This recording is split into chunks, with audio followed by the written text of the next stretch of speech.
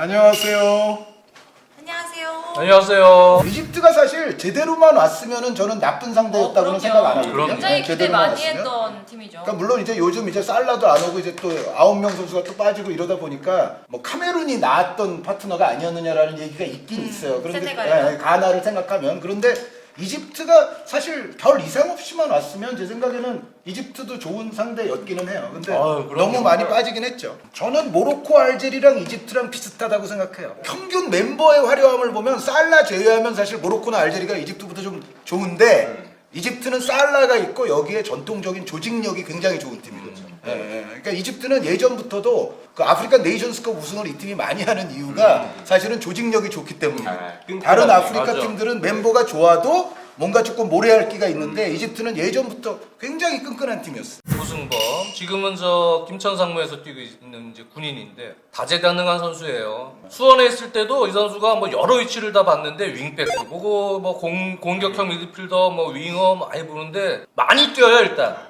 활동량 엄청 많고 오른발킥도 좋아서 프리킥도 곧잘 차거든요. 상당히 다재다능합니다. 그래서 대표팀에서 사실 이런 선수 한번 테스트해보는 거 좋습니다.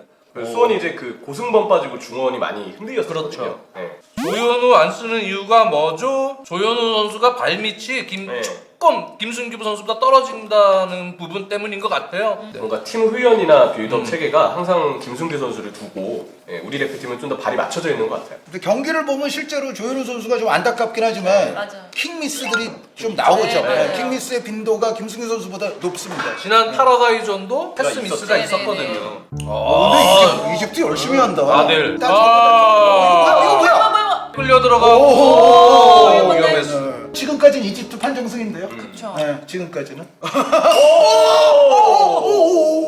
못 봤어. 저때 김승규 선수가 그래도 자기가 스로인 안 한 게 다행이죠. 그러니까요. 네, 자기가 스로인 했으면 더 큰일 났어요. 2019년 12월 1일 맞아. 이게 또 뭐죠? 초반에 불안불안합니다 지금. 자, 바로 그렇지.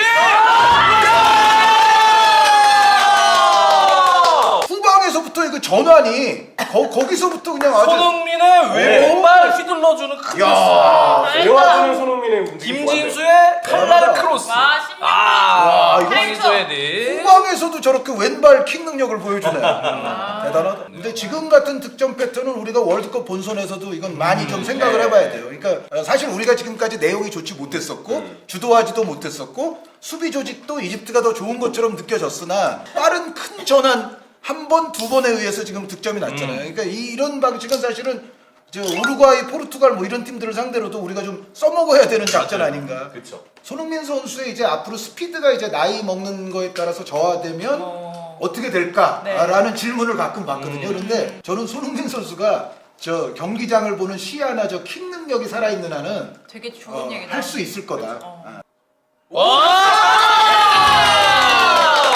또 손흥민 킥이 또 출발점이 됐어요. 네. 아 그리고 월드컵 때 우리는 세트피스를 정말 소중하게 활용을 해야 되는데 프리킥 골도 나왔고 이번에 코너킥 골까지 나온 게 되게 긍정. 이게 만약에 이집트 1.3군이 아니고 강태를 만났을 때 손흥민 선수가 저렇게까지 내려와주고 막 이러면 그럴 때에는 진짜 안 풀리면은 끝나는 거잖아요. 그래도 제 생각에는 월드컵 본선에서도 손흥민 선수의 위치는 저렇게 좀 프리하게 내려오는 경기를 우리가 좀 많이 보지 않겠나 싶어요.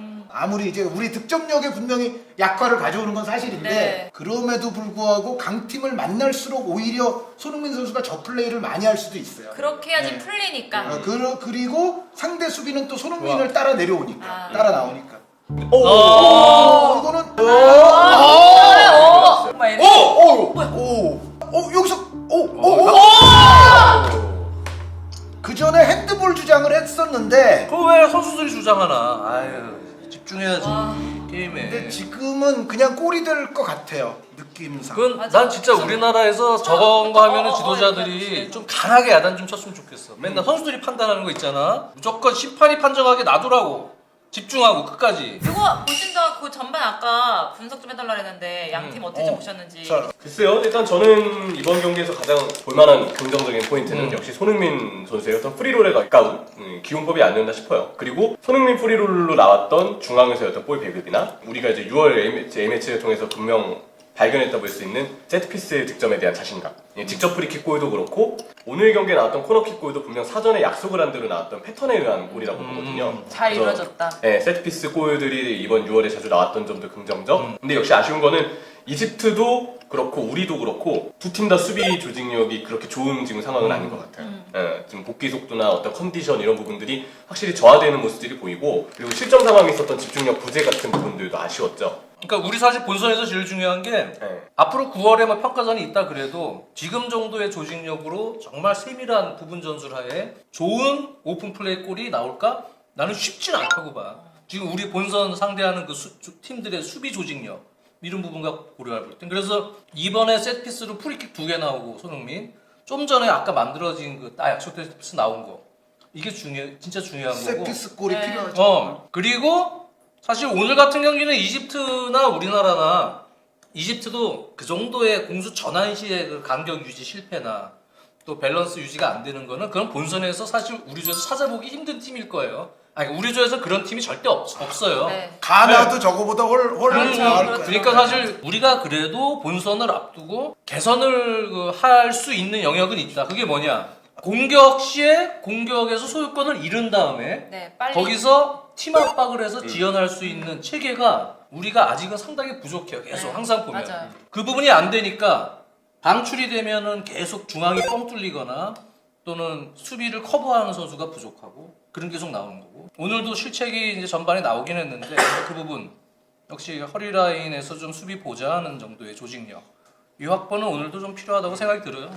그렇다면 세컨볼 처리할 때 공격권이 넘어가더라도 걷어내기 비율이 높아야 하는데 자꾸 볼 간수하고 전지 어설프게 그러니까 바로바로 걷어내는 쪽을 선택하지 않고 괜히 잡았다가 뺏긴다. 이거는 이명철 해설위원은 어떻게 생각하시죠? 저는 일리 있는 이야기가 우리 후방 개개인의 실수가 좀 많이 나왔어요. 이번 6월 A매치 전체를 통틀어서. 네. 그리고 이런 부분은 우리가 수비에서 이제 공격으로 전환할 때 물론 팀의 컨셉상 계속 패스 배급을 우선시 해야 되는 부분들도 있겠지만 지금의 어떤 실수들이 계속 반복이 돼서 나오기 때문에 걷어내기와 같은 좀 실수를 좀 줄일 수 있는 신중한 플레이들이 코칭 과정에서 좀 필요하지 않나, 요구가 필요하지 않나 이런 생각을 좀 들긴 하더라고요. 저는 빌드업 아까 또 말씀하신 분이 계신데 저는 빌드업은 그래도 발전시키려고 하는 방향으로 가는 게 옳다고 생각을 해요. 네. 그러니까 계속해서 우리가 실리 축구만 하면 사실은 한국 축구의 발전이 없는 거고 물론 이제 한국 축구 발전을 왜 대표팀에서 하느냐 이 말씀을 하실 수는 있는데 저는 이렇게 생각해요. 대표팀의 스타일은 예전 히딩크 감독도 뭐 그랬지만 대표팀이 하고 있는 거는 사실은 그 아래쪽 각급 팀들에게도 영향을 미치게 마련이거든요. 근데 대표팀이 이렇게 빌드업을 중시하면 사실은 저는 그게 한국 축구 전체로 봐서는 나쁜 영향은 아니라고 네, 봅니다. 그렇죠. 궁극적으로는. 네. 그런데 이제 다만 장 의원님도 항상 말씀하시다시피 그래도 어쨌든 메이저 대회에 나가서는 그 메이저 대회에 맞는 것도 해야죠. 이걸 무조건 우리가 준비한 3회 빌드업이 있는데 3은 무조건 가야 된다 이런 얘기가 아니고 저렇게 쇼패스로 뭐 3들 빌드업이 됐던 뭐 라볼피아나 방식이 됐던 어쨌든 간에 어떤 컨셉으로 준비를 했더라도 그 컨셉대로만 경기를 하면은 좀 문제가 있어요. 컨셉 하에 기본 하에 상황에 따라서 우리가 융통성 있게 선수들이 또 이 빌드업 스타일을 경기장 안에서 만들어놔야 돼요. 그러니까 아까 손흥민 선수가 아주 롱볼로 전환 잘 시켜서 타이밍 좋게 우리가 맞아요. 골 넣었잖아요. 그렇죠. 그런데 손흥민 선수가 센터백은 아니잖아요. 그럼 그러니까 손흥민 선수가 김승규 선수 볼 받는 위치에서 받아서 바로 뻥 질러주고 이거는 불가능한 맞아요. 거예요. 평상시에는. 그러니까 결국은 다른 후방에 있는 선수들도 기본적으로는 앞으로 조금 나올 수 있어야 그 다음에 손흥민의 전환도 있는 거지. 거기까지도 못 오면은 뭐 전환하겠어요? 그래서 모든 축구가 심지어는 펩 가르디올라 감독도 그렇고요. 감독이 요구하는 부분 또 지시해서 컨셉을 잡아주는 부분은 한 2밖에 안 된다 그래요. 보통 2. 나머지는 경기장에서 선수들이 하는 거예요. 다. 전술적으로는 전술적 상황인지를 얼마큼 잘하느냐의 그 선수들도 능력의 문제거든요. 그러니까 우리가 저거 축구는 지금 보니까 감독이 시키는 대로만 하는 거야. 절대 그렇지 않습니다. 선수들이 또 그 안에서 알아서 푸는 거예요. 위에서 저 모드리치, 이니에스타 저 동급이라고 생각합니다. 그러니까 예전 기준으로는 위험했어. 이니에스타가 앞섰는데 이 지금쯤 다시 얘기하면 동급이라고 하는 게 맞는 것 같아요. 왼발 센터백 두 명. 두 명 네. 이건 진짜 아니다. 결국은 백승호가 내려와서 오른발 부재를 좀 해결해준다 해도 내려오기까지 시간이 소요가 되니까 거기서 빌드업 시간이 좀 늦어지는 게 있네요. 한 골만 더 넣어서 기분 좋게 이기자. 그러니까 지금 여유가 없어서 흥민이를 빼고 싶어도 못. 네. 그쵸. 오! 글쎄요. 오! 야 위험해! 아우! 맞아, 이거 아직. 오! 야야야 이거 안돼 안돼. 에이 이게 카드 그냥 줘야지 뭐. 그 지금 정도 멤버면은 우와. 이거 왔어. 들어갔어. 멋졌어. 야, 세기. 우리가 못한다고 막 그러면 그러니까 뭐라 바로 골이지. 실책을 하니까 나오네. 황희조 조기성 다 골이에요. 야. 한창 경기력 안 좋을 때 꼭 우리가 골이 나와. 맞아. 오늘 보면은 너 신기해. 이제 오, 또 하나. 못 봤는데.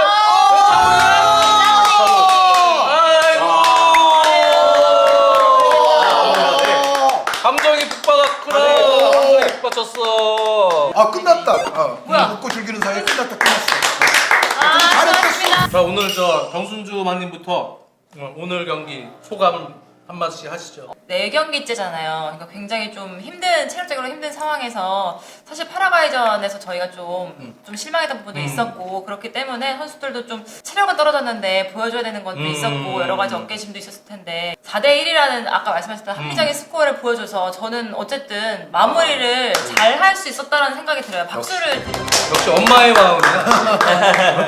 그런데 또 우리가 냉정할 건 냉정해야 됩니다. 결과가적으로 좋았던 건 사실이지만 어찌됐건 이번 평가전 시리즈를 통해서 우리가 여태까지 우리가 어느 정도 잘 해놨던 것은 더 세련되게 네. 그리고 우리가 여태까지 안 했던 것은 좀 더 추가적으로 장착할 수 있는 그런 대표팀이 맞아요. 되어야만이 우리가 본선에서 어느 정도 버틸 수가 있을 것 같습니다. 저는 이 경기 이 경기 통틀어서 6월 2승 1무 1패예요. 그리고 2주 정도 A매치 보면서 가장 좀 긍정적이었던 거는 어느 경기장이나 관중들이 꽉 차 있었어요. 우리나라 대표팀 회사에서 보거나 집에서 봐도 여기저기서 볼 들어갈 때마다 밖에서 환호 소리가 들리고 많이들 지금 이제 축구에 대한 주목도가 올라왔구나. 월드컵의 해구나라는 거 많이 느꼈거든요. 이런 분위기에 선수들도 힘을 내준 것 같고 우리가 이제 6월 A매치 브라질전 제외하고 계속 4-4-2에 가깝게 좀 팀 전술이 저는 잡혀있다고 생각이 들어요. 그래서 2명의 투톱을 세우고 아무래도 중앙 미드필더는 2명 정도로 유지가 되고 있는데 이 전술이 공격적으로 꽤 도움이 되고 있고 투톱의 한 선수가 내려오면서 가끔 중앙에서의 공격 시도도 의미있게 시도가 된다는 점은 아주 긍정적이고요. 또 하나 오늘 경기 통해서 김진수와 김태환의 풀백의 운용도 괜찮았다는 점을 본 것도 아주 좋은 포인트 같아요.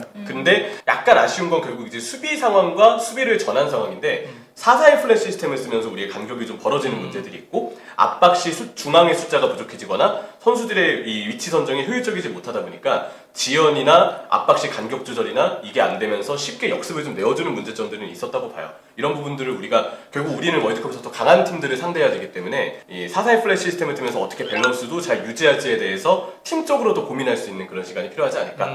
이걸 근데 우리가 얻은 것만으로 6월 A매치 4경기의 소득은 있었다고 생각합니다. 네. 또 저희는 돌아오도록